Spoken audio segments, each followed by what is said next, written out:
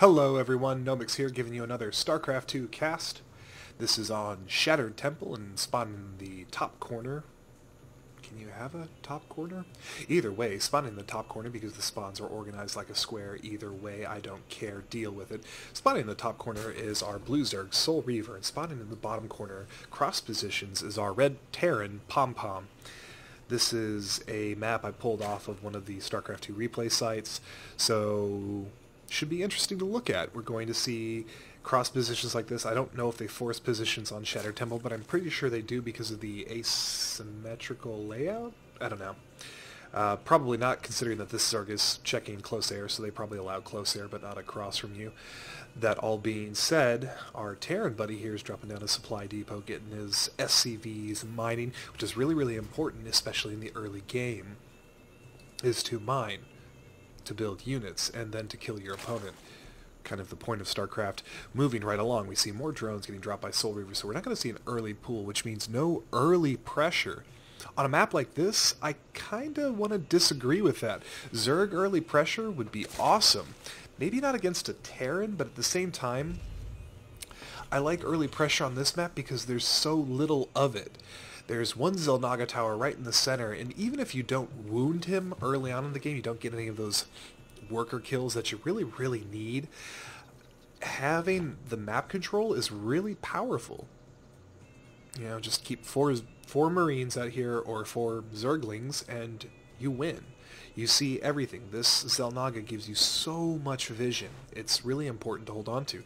We're going to see our Terran buddies scout to the left side, while our Zerg has decided to continue his Overlord scout. Never mind the fact that I don't see anything. Right? If I look here, nothing. Absolutely nothing. He doesn't know where his enemy is, and he doesn't know what his enemy is doing. So this is a really scary play by SoulReaver.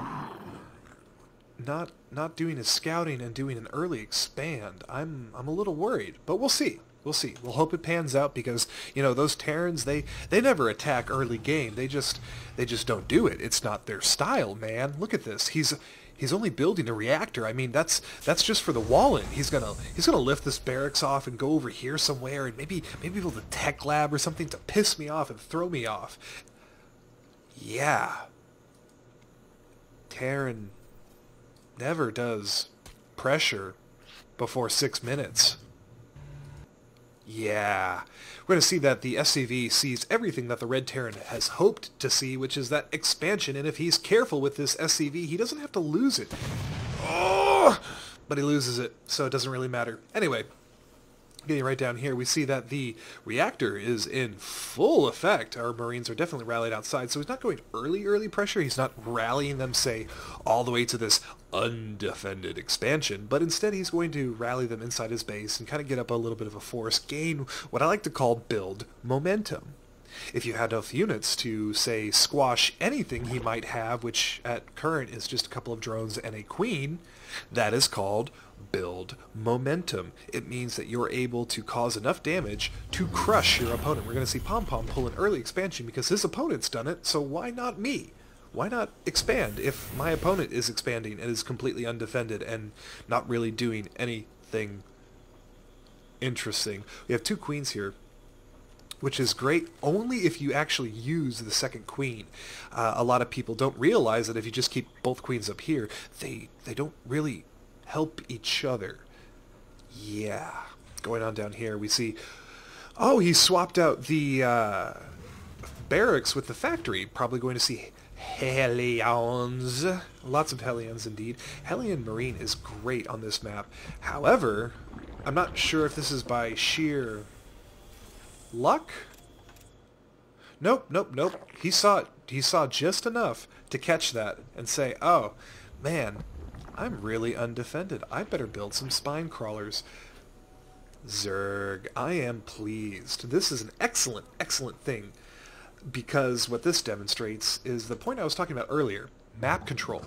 This is a map where you need very little vision to maintain map control. In this case, all we've got is one overlord. He's just chilling out up here, taking a look at the tech, you know, kind of getting a feel for what's going on. And we've got down here is it's a ling. We've got 25 mineral investment. 25 minerals. That's how much one ling costs. 25 mineral investment to maintain all this map control. And now, oh no, I know exactly what's coming. And I have prepared for it. I've got both my queens ready to wall off. I have 3 spine crawlers here, more than enough to handle 4 Hellions. And if my drones get threatened, they can just run up here to the spine crawlers. This is great. Great move by the Zerg, great response, great play out. Kind of probably gotten by with 2 spine crawlers and some extra drones, seeing as how you do have 3 queens now. So 3 queens rocking it out. I would have scaled back on that static defense a little bit, mainly because teching up would have been a lot more beneficial had you saved those resources for, say, I don't know, lair tech? Are you on lair yet? No, you're not. You really should consider getting lair tech sometime soon. Just saying. Moving right along. He is dropping 2 evolution chambers, which, given the fact that he's got 4 gas down, is a good move, because then you'll be able to support those extra researches. But, man, just not feeling it. Not feeling it without that lair tech. Moving on. We've got 4 Hellions here, maintaining map control, just kind of bullying his way into maintaining center map, which is good.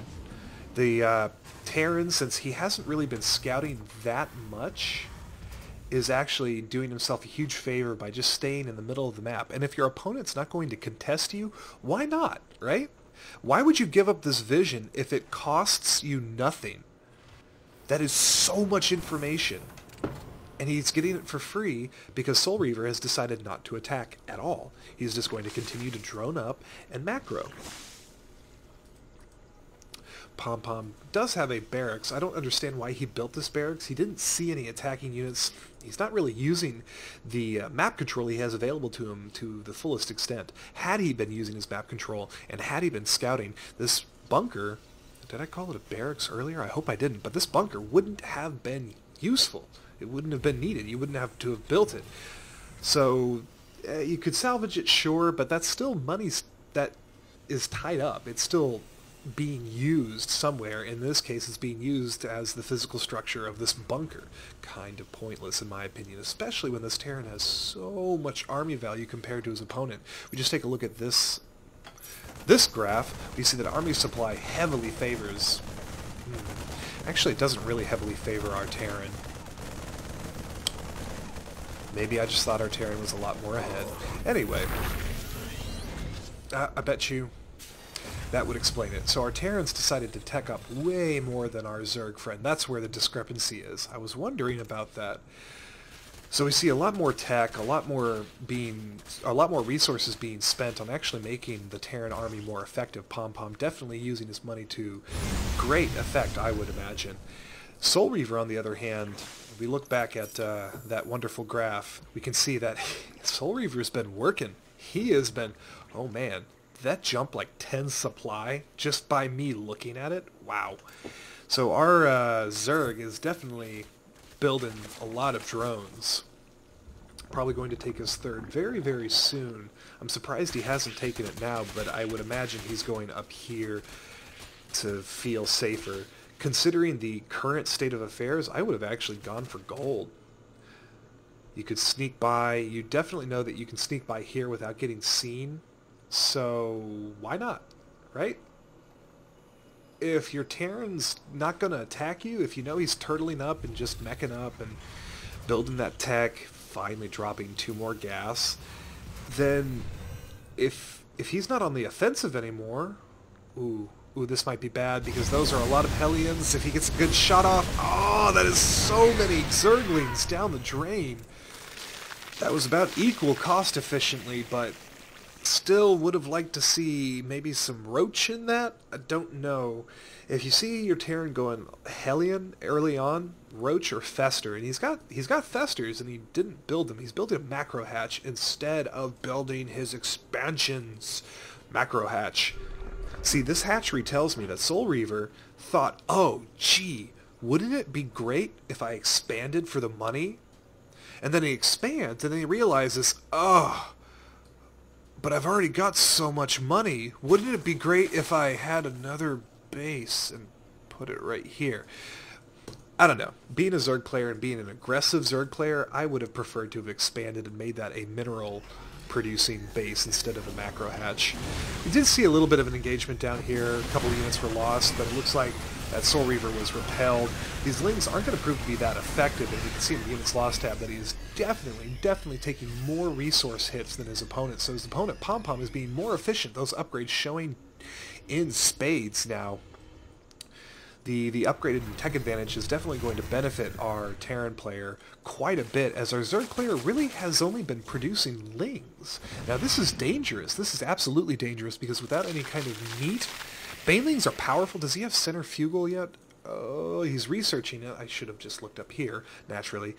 It's always good to exercise those game skills. Whoa, that's terrible timing for the Zerg. Oh, can he connect? PomPom not picking up fast enough. Of course, without there being anything to attack these air units, they're just going to get away scot-free. The resources lost is still leaving our Zerg at a disadvantage despite the food advantage that he has, which just goes to show you that when you put your money in the right places at the right time, even with this unit disparity, you can still be pretty darn effective. Our Terran's definitely going to be rebuilding this wall. He's probably a little afraid. PomPom doesn't really know what SoulReaver's up to. He's got minimal scouting information, especially on this third, right? He doesn't even know that that third is there. All he's aware of is the creep spread that SoulReaver's been putting down towards the middle of the map. Now, he's probably going to get his gold expansion, which I would definitely agree with. It is definitely time to take that. He could certainly use the extra larva now that he's got 4 producing bases, and he could definitely use the extra resources given that he's going to go even higher in the tech tree very soon. Hives coming down, which probably means we're going to see brood lords, and I love brood lords. They are one of my favorite units in the whole goddamn game. Coming back down to our Terran, so he's building quite a bit of bio. We see a lot of Marines here, but we see something interesting that I don't see a lot of Terrans doing, or at least not enough Terrans doing, is that they have one Thor in here. And you're going to probably ask yourself, what's one Thor going to do? And the answer is not a lot. This Thor represents a lot of resources spent without having the same damage capacity as, say, equivalent number of Marines. However, what this Thor represents is capacity. The Terran player, PomPom, is expressing his ability to build higher tech units, which means that if the SoulReaver, if the Zerg sees that, SoulReaver, by the way, if the Zerg sees that, he's going to know straight away that, oh, well, the Terran builds Thors. I can't build Mutas. Freaking great.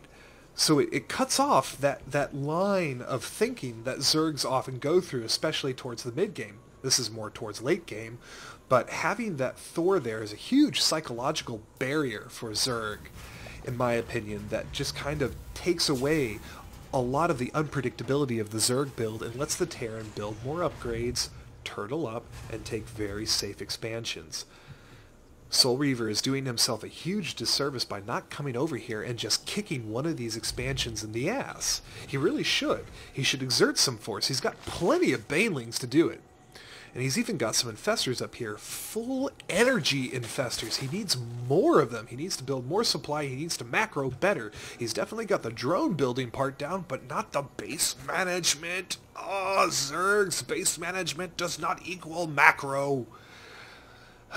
Anyway, our Zerg does, however, have a good bit of information about our Terran player. Upgrade. And that's, oh, he took his gold too. I should probably snipe that. At least that's what I hope SoulReaver's thinking. We'll find out soon enough. Maybe, I guess both players are just kind of content to let the game continue on, and so am I. StarCraft 2 is kind of pretty. Either way, looking at the building tabs, we see a couple supply depots, pretty standard stuff. Nothing interesting. Marauder, Marine, Tank. Yay. Oh my. Is that Ultralisks? And the scan doesn't pick it up, does it? Yep.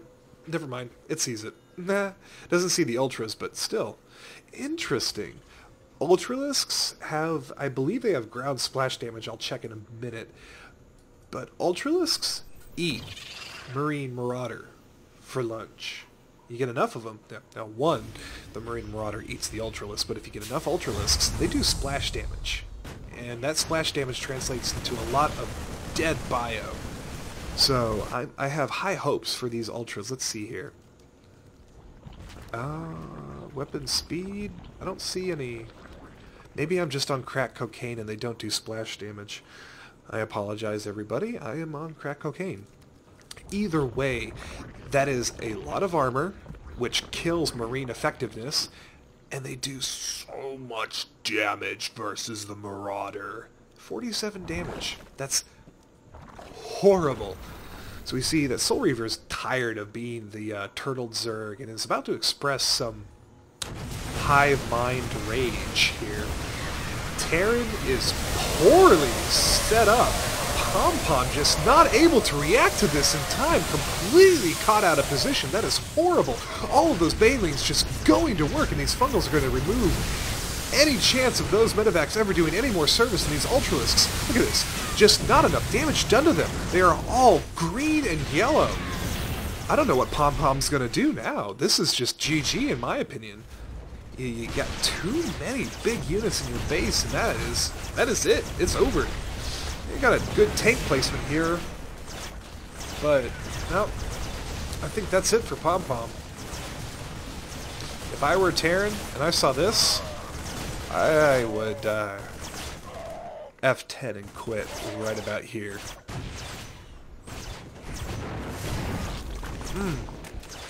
Killing one of those Ultralisks.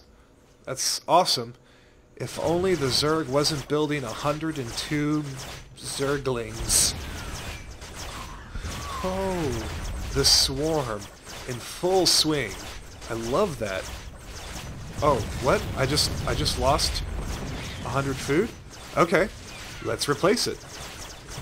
I'm just gonna watch this thing because it's a thing of beauty. All of these Zerglings. Just look at this. It's like a river of Zerglings. Whee! And they just stream into his base.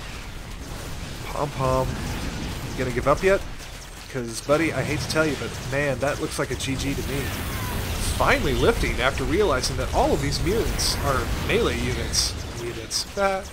Melee units indeed. I wonder how many buildings he lost that could lift off just blankly watching this attack. And of course he's going to follow these buildings to the promised land. We see PomPom desperately trying to get production back on track. However, with these Ultralisks and these Zerglings, I don't think he's going to manage. That's just way too much stuff at the front of his base.